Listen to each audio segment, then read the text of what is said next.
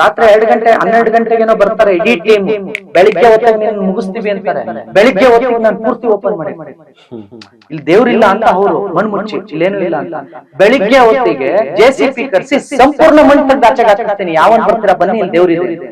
ನಾಗರಕಟ್ಟೆ ಬಹಳ ಅದ್ಭುತವಾದಂತ ಒಂದು ಕ್ಷೇತ್ರ. ಅದನ್ನ ಕೆಲವು ದುಷ್ಕರ್ಮಿಗಳು ಮುಚ್ಚಾಕಿ, ಇಡೀ ನಾಗರಿಕಲ್ಗಳನ್ನೆಲ್ಲ ಮುಚ್ಚಾಕಿ ಅಲ್ಲೊಂದು ಕಾಂಪ್ಲೆಕ್ಸ್ ಕಟ್ಟಬೇಕು ಅಂತ ಬಹಳ ದೊಡ್ಡ ಒಂದು ಷಡ್ಯಂತ್ರವನ್ನು ಮಾಡಿದ್ರು.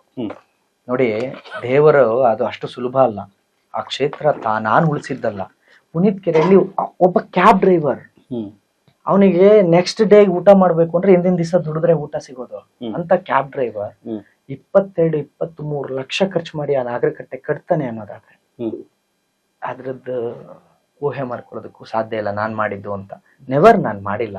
ಆದ್ರೆ ಅದು ನನ್ನ ಕೈಯಿಂದ ಮಾಡಿಸ್ಕೊಳ್ತು. ಅದು ಅದ್ಭುತವಾದ ಕ್ಷೇತ್ರವಾಗಿ ನಿಂತಿದೆ. ಅದು ಪುರಾತನ ನಾಗರಕಟ್ಟೆ. ಕೆಂಪೇಗೌಡರ ಕಾಲದಲ್ಲಿ ಆ ನಾಗರಕಟ್ಟೆ ಮತ್ತೆ ಅದಕ್ಕೊಂದು ಸ್ವಲ್ಪ ಕೆಲಸ ಮಾಡಿದ್ರು. ಅದು ಅದಕ್ಕಿಂತ ಹಿಂದ್ಲದ್ದು ಕೆಂಪೇಗೌಡರ ಕಾಲದಲ್ಲಿ ಅದನ್ನ ಚೆನ್ನಾಗಿ ಮಾಡಿದ್ರು. ಅದಾದ್ಮೇಲೆ ಮತ್ತೆ ಜೀರ್ಣೋದ್ಧಾರ ಆಗಿದ್ದು 2021ರಲ್ಲಿ. ಇವತ್ತು ನೀವು ಅಲ್ಲಿಗೆ ಬನ್ನಿ, ಬಹಳ ಅದ್ಭುತವಾದ ಕ್ಷೇತ್ರ. ತುಂಬಾ ಜನಕ್ಕೆ ಸರ್, ತುಂಬಾ ಜನಕ್ಕೆ ಅಲ್ಲಿ ಪಾಸಿಟಿವ್ ಶಕ್ತಿ ಆಗಿ ನನಗೂ ಸಂಬಂಧಪಟ್ಟ.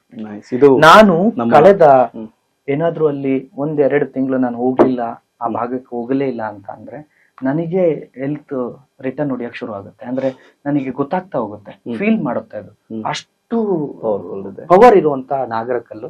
ಇಡೀ ನಾಗಬನ ಧರ್ಮ ರಕ್ಷಣೆಗೆ ಅಲ್ಲಿ ಬೆಂಗಳೂರಿನ ಕೇಂದ್ರ ಭಾಗದಲ್ಲಿ ತಲೆ ಎತ್ತುತ್ತೆ, ಧರ್ಮ ರಕ್ಷಣೆ ಮಾಡುತ್ತೆ. ನಾಗಬನ ಕೇವಲ ನಾಗಬನ ಅಲ್ಲ, ಅದು ಧರ್ಮದ ಮತ್ತು ಧಾರ್ಮಿಕದ ದೊಡ್ಡ ಶಕ್ತಿ ಆಗುತ್ತೆ ನಾಗಬನ. ಅದು ನಾವೋ ಯಾರೋ ಮಾಡಿದ್ದಲ್ಲ. ಅಂತಂತ ದೊಡ್ಡ ದೊಡ್ಡ ರಾಜಕಾರಣಿಗಳನ್ನ ಎದುರಾಕೊಂಡು, ಮಿನಿಸ್ಟರ್ಗಳನ್ನ ಎದುರಾಕೊಂಡು ಆ ಭಾಗದಲ್ಲಿ ಒಂದು ನಾಗವನ ಉಳಿಯುತ್ತೆ ಅಂದ್ರೆ ಅದು ಸಾಮಾನ್ಯವಾದದ್ದಲ್ಲ. ಮುಚ್ಚಾಕಿ ಟೈಲೆಟ್ ಕಟ್ಟಿ ಅದ್ರ ಮೇಲೆ ಟೈಲೆಟ್ ಕಟ್ಟಿ ಮಣ್ಣು ಹಾಕಿ ಮುಚ್ಚಿದ್ದ ನಾಗಬನ. ನನ್ ಕಣ್ಣಿಗೆ ಹೆಂಗ್ ಗೊತ್ತಿರುತ್ತೆ ಸರ್ ಅದ್ರೊಳಗೆ ನಾಗರಿಕಲ್ಲಿ ಇರ್ತವೆ ಅಂತ?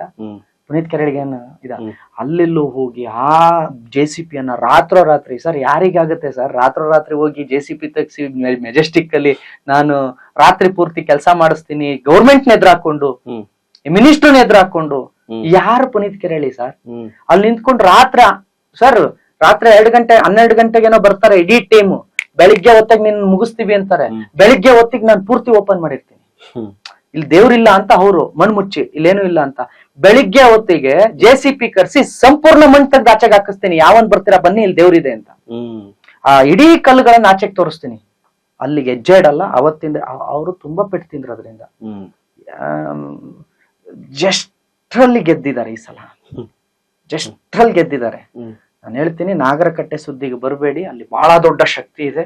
ನಾಗಮ್ಮ ತಾಯಿ ನಿಮಗೂ ಒಳ್ಳೇದ್ ಮಾಡ್ಲಿ, ನಮಗೂ ಒಳ್ಳೇದ್ ಮಾಡ್ಲಿ, ಇಡೀ ರಾಷ್ಟ್ರಕ್ಕೆ ಒಳ್ಳೇದ್ ಮಾಡ್ಲಿ ಅಂತ. Thank you sir.